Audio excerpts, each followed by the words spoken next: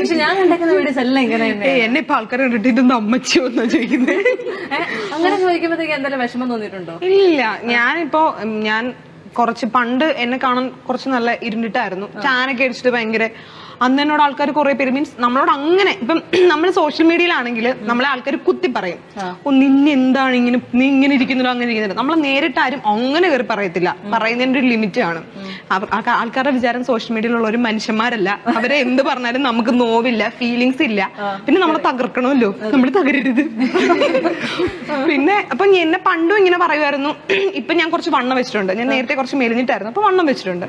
അപ്പൊ ഇപ്പോഴും ആൾക്കാർ പറയും നീ എന്താണ് അങ്ങനെ ഇങ്ങനെ. എനിക്കിത് എവിടെ ഏശാറില്ല, കാരണം എന്റെ കണ്ടിൽ ഞാൻ സുന്ദരിയാണ്.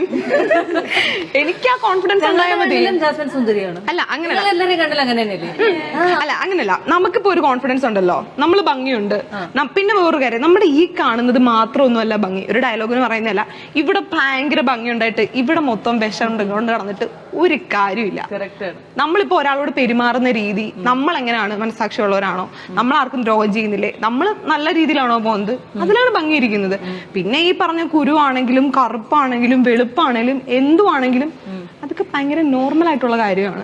ഞാൻ പണ്ട് വിചാരിച്ചിട്ടുണ്ട് കേട്ടോ, എനിക്ക് വെളുക്കണം എങ്ങനെയെങ്കിലും. എല്ലാവരുടെയും മൈൻഡിൽ വരുന്ന സാധനമാണ്. കാരണം നമുക്ക് കുഞ്ഞിലോട്ട് ഇഞ്ചെക്ട് ചെയ്തിരുന്ന സാധനം എന്താണ്, വെളുപ്പാണ് ഭംഗി, കറുത്തിരുന്ന ഭംഗിയില്ല. നമ്മളിപ്പോ ഒരു കൊച്ചുണ്ടാവുകയാണെങ്കിൽ ഒയ്യോടാ നിന്റെ കൊച്ചു കറുത്തിട്ടാണല്ലോ, വെളുത്തിട്ട് എന്ത് വെളുത്ത കൊച്ച, ഈ സാധനം തൊട്ട് നമുക്ക് കുഞ്ഞിലെ കിട്ടുമല്ലേ. അപ്പൊ ഒരു ടൈമിൽ നമുക്ക് തോന്നും, പക്ഷെ ഒരു ബോധം ആയി തുടങ്ങുമ്പോ നമുക്ക് ഈ സാധനം വരത്തില്ല. ഇപ്പോഴും ബോധം വരാത്ത ടീമുകളുണ്ട്, ഒന്നും പറഞ്ഞിട്ട് കാര്യമില്ല. കാരണം അവർ തനിയെ വിചാരിക്കണം ഓക്കെ ഇങ്ങനെയാണ്, നമ്മൾ പറഞ്ഞു കൊടുത്താൽ മനസ്സിലാവില്ല. ഇപ്പൊ ഞാനിരുന്ന് ചേച്ചിക്ക് ഇതിനോടൊന്നും ഒരു ഇൻട്രസ്റ്റ് ആണ്, ഞാൻ ചേച്ചി കറുപ്പ് അങ്ങനെയാണ് ഇങ്ങനെയാണ് മാങ്ങയാണ് തേങ്ങയാണെന്ന് പറഞ്ഞാൽ ചേച്ചി ഇതെല്ലാം ആ ചേച്ചി ആടി മാലോ പിന്നെ